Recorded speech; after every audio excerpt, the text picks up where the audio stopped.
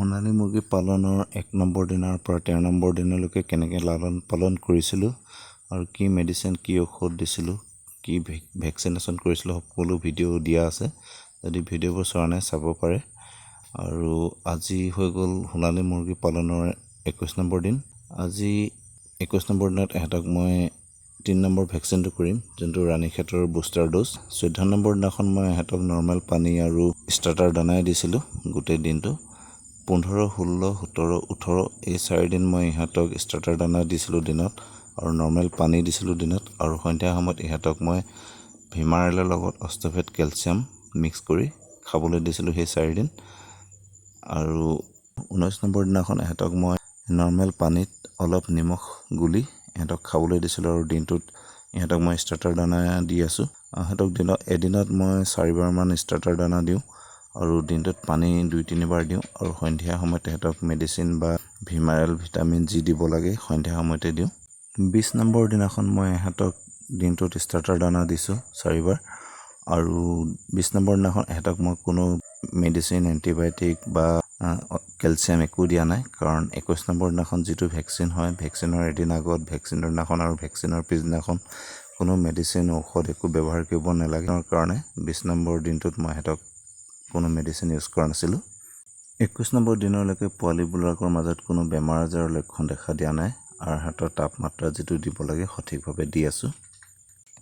সোণালী মুৰ্গী পালনৰ আজি 21 নম্বৰ দিন আৰু আজি 21 নম্বৰ দিনাখন 3 নম্বৰ ভেকচিনটো কৰা হ'ব, যোনটো ৰাণীক্ষেতৰ বুষ্টাৰ ড'জ কৰা হ'ব। আৰু প্ৰথম ভেকচিনটো মই সিহঁতক চকুত দিছিলোঁ 6 নম্বৰ দিনত আৰু 13 নম্বৰ দিনৰ ভেকচিনটো সিহঁতৰ চকুতে দিছিলোঁ। 2টা ভেকচিন 2টা চকুত বেলেগ বেলেগকৈ দিয়া হৈছিলে। আৰু আজি 21 নম্বৰ ভেকচিন যোনটো ৰাণীক্ষেতৰ বুষ্টাৰ ড'জ, এইটো আজি গাখীৰৰ লগত মিক্স কৰি খাবলৈ দিয়া হ'ব সিহঁতক। মই এতিয়া আইচত ভেকচিনকেইটা থৈ দিছোঁ আৰু কেনেকৈ কৰি আছোঁ আপোনালোকে ভিডিঅ'টো সম্পূৰ্ণ চাওক। এইফালে পানী লৈ লৈছোঁ, এইফালে গাখীৰৰ লগত গাখীৰ মিক্স কৰি তাত ভেকচিনটো ধুনীয়াকৈ মিক্স কৰি দিম আৰু সিহঁতক খাবলৈ দি দিম। আৰু ভেকচিনটো যাতে গৰম নহয় সেইটো কাৰণে অলপ ঠাণ্ডা আইচৰ পানী ল'ম। এইফালে ড্ৰিংকাৰটো ৰেডি কৰি লৈছোঁ আৰু অলপ আইচ মিক্স কৰি দিম পানীখিনিত, যাতে পানীখিনি গৰম হৈ নাযায়, যাতে ভেকচিনটো নষ্ট নহয়।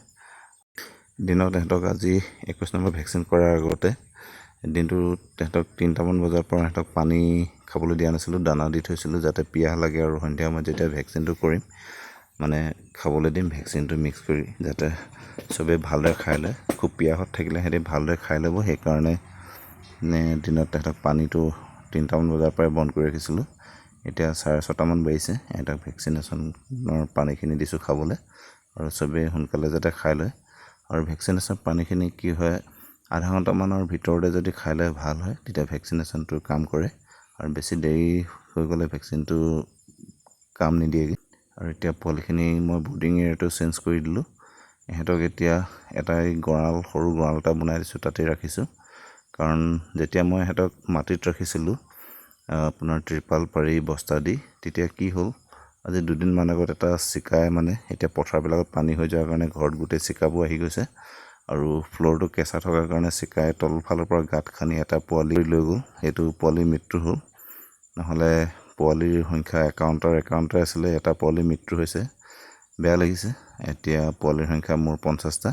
কোনো বেমাৰত মৃত্যু হোৱা নাই, তাক চিকাৰ আক্ৰমণত মৃত্যু হ'ল আৰু পোৱালিখিনি এতিয়া সুস্থ সবল আছে আৰু সিহঁতক মই এতিয়া এই গঁৰালতে ৰাখিছোঁ।